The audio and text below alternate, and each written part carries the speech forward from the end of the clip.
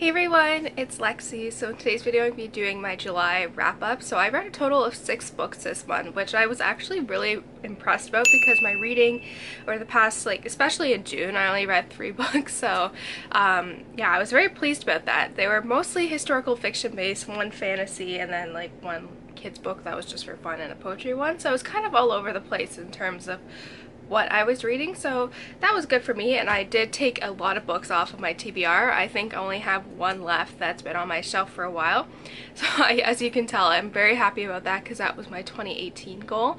So that means in my TBR for August you'll be seeing kind of newer books that I purchased back at the end of December, so that's really exciting. But I think I've been reading a lot. There's just been a lot of stressful things going on with work. I've realized that what I thought I wanted to do isn't what I want to do, and there's been some other things at work as well that have been very inappropriate for a work environment. And so it's been my residency has been a very big struggle for me, so I think that's probably been why I've been reading a lot. It's just because I've been wanting to escape the stresses of my world. So you can go and also check out my July monthly compilation vlog, which I will link up and down below if you want to go and check that out. It just kind of has some fun compilations of what I was doing this month and all of that fun stuff. So yeah, without further ado, let's get started. So this was one that was carryover from June. So I was reading at the end of June and I finished it on July 1st, and this was a book my sister got me, and it was for my graduation present for my master's. And so it was called Platter by Najwa Zebian, and it's basically just a compilation of poetry for being in that major turning point in your life. And so I think it was a good book for me, and it was cute. She left me, Leah wrote me a little message in there, but poetry isn't really something that I enjoy. And I did give this a 3 out of 5 stars. I thought some of the poems were really good. As you can see, I did tab quite a few, but I did find them to be a bit repetitive, and I don't know, some of them really resonated with me, but some of them I felt like they were just kind of reiterating everything over and over and over again. So, but it was a really good stepping outside my comfort zone. So I don't know if I'll pick up any more poetry books in the future, but yeah, this one it was good. There's, like I said, there's some really good ones that I tabbed that I will definitely be looking back on later, but yeah, I really liked it. It was a unique experience, and so I'm really happy that my sister kind of helped me kind of step outside my comfort zone. And this was just kind of a fun, goofy read.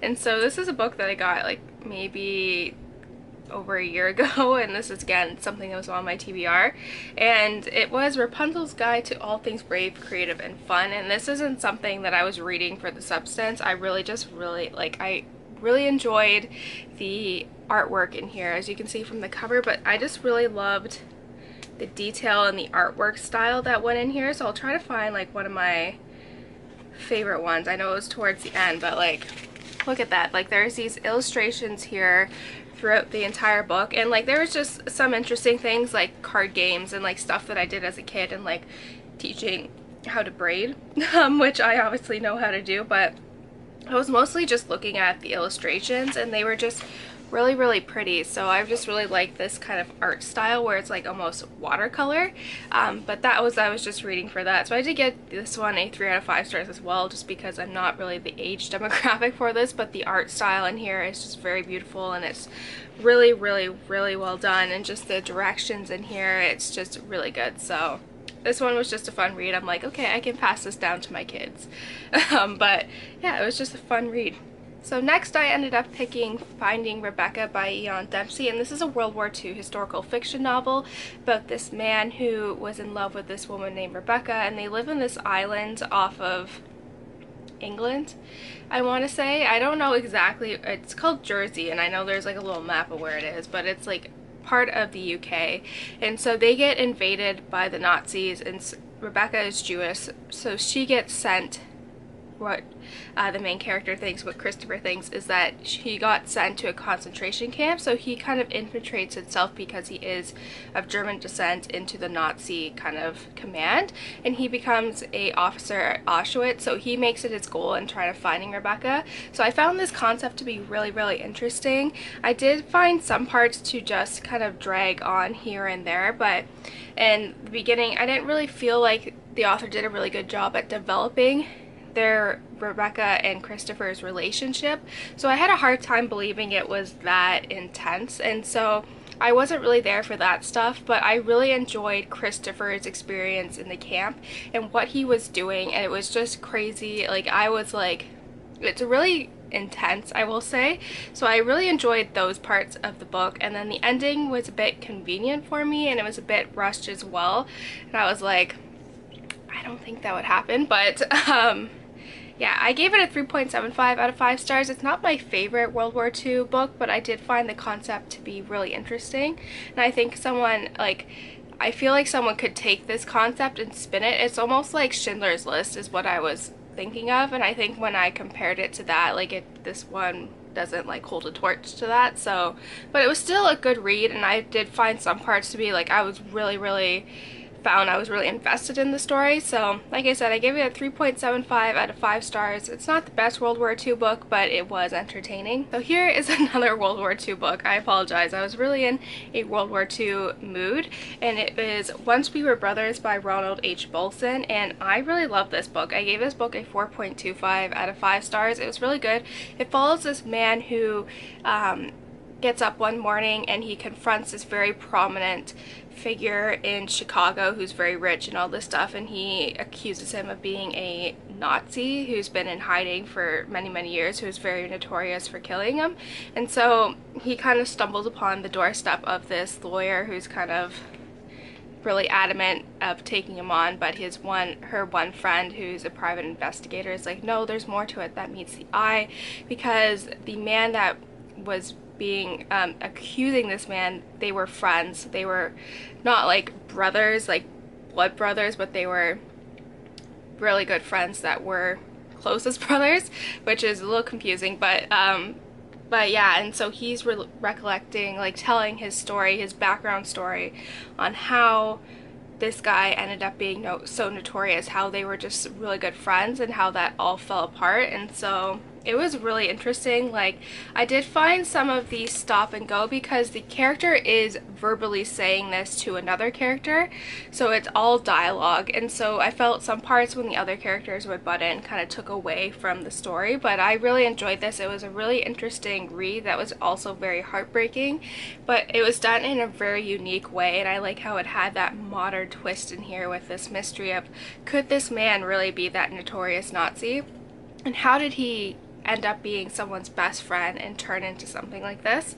So it was really good, actually. So I would highly recommend you pick this one up. I also recommended this one to my aunt as well, and she wasn't able to find it yet, but she's really excited for this one as well. So yeah, I really like this one. So this is another historical fiction, and this is also the Tales and Teacups book club picks for the months of July and August. So I was really excited about this one, and it was The Distant Hours by Kate Morton. So this is the only Kate Morton book that I've had on my shelf that I haven't read yet, and she has a new book coming out in October, so I wanted to make sure that I got this one done in the meantime. So it follows this girl who one day is at her home in like the mid-90s essentially, and this letter gets delivered to her mother from the 1940s. It was found in someone's like attic essentially that worked at the postal service, and so it was found and rediscovered and redelivered, and so this mysterious letter causes her mother so much heartbreak and turmoil. And so she kind of finds out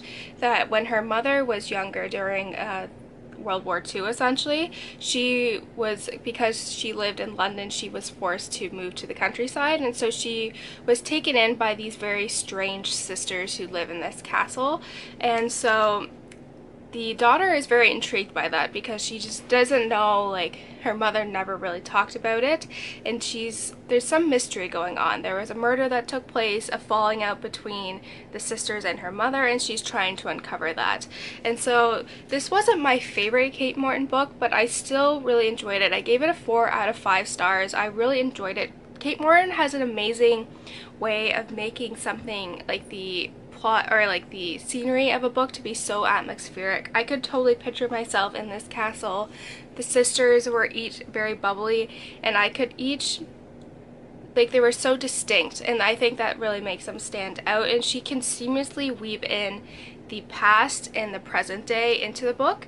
I did find some of the past stuff to be a little bit unnecessarily long and just didn't really need to be in there, but towards, like, once I kind of got past the first kind of introductory background flashbacks, I really got into it. I was really intrigued to figure out what happened, because there's this murder that no one knows what happened.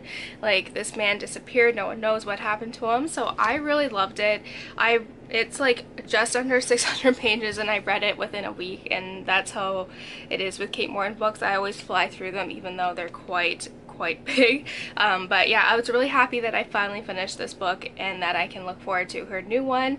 But if you haven't read this yet and you want to participate, you still have August and all that stuff, so I'll have everything linked down below if you want to learn more about the kind of book club and all of this stuff if you want to participate. But yeah, I really liked it. It's not my favorite Kate Morton book. It doesn't live up to the standard of The Secret Keeper and The Forgotten Garden, but it's still a very good book. And so also, while I was reading all these books, I also listened to the audiobook of Harry Potter and the Philosopher's Stone.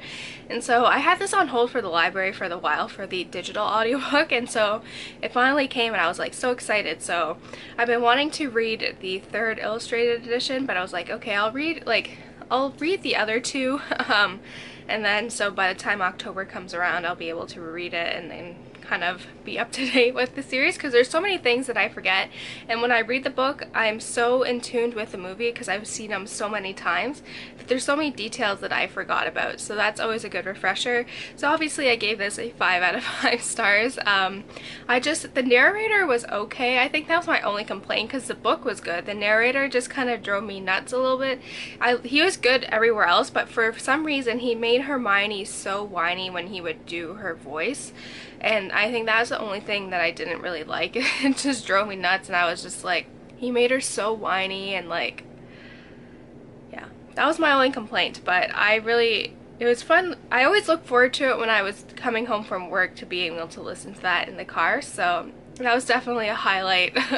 Like, that's what I was like looking forward to during the work day, so yeah. Lastly, this is a book that's been on my shelf for a while now, and I'm very happy that I finally picked it up, and it is Poison Study by Marie V. Snyder, and this follows a girl named Yelena who lives in this country that was overtaken by a commander, and so she ended up murdering someone who was very prominent. And so when she was sentenced to, when she was supposed to be executed, she was given a deal. She can either go to the noose or she can be the commander's poison tester, essentially. So that's where the story kind of takes off. And so I don't know, like, I thought it was like an interesting book. I did find the first little bit to be quite slow, but I did end up enjoying it. I know Reagan from Peru's Project really was raving about this series, so I gave it like a 3.5 to 4 stars. It was good, and I did find myself to be really interested in it. I find now that I'm having like a hard time getting into YA, just because so many of my books are adult based, but this one was fun. It was very unique. It does stand out from the other YA fantasy books that I read, so I might continue on with the series. I haven't decided yet, but I did really enjoy the endings, and subplots in here were just really fun. And so yeah, we'll see. I don't know, let me know in the comments below if you think I need to continue on with this series, because I'm still on the fence about it. But yeah, I was just happy to get this off my TBR, because I looked and I bought this back in like 2015, so I'm very happy that I finally like got that one off my, like, I could check it off in my bullet journal. So yeah, we'll see. Let me know. So that's it, guys. Thank you guys so much for watching. Don't forget to give this video a thumbs up and let me know what some of your favorite books are that you read this month, and if you've want me to continue on with Poison Study series, because I don't know yet. But yeah, thank you guys so much for watching. Don't forget to check out my TBR, which will be up in a couple days, and also my July monthly vlog compilation that you can go and check out and all that fun stuff. So yeah, thank you guys so much for watching, and I will see you guys next time. Bye guys.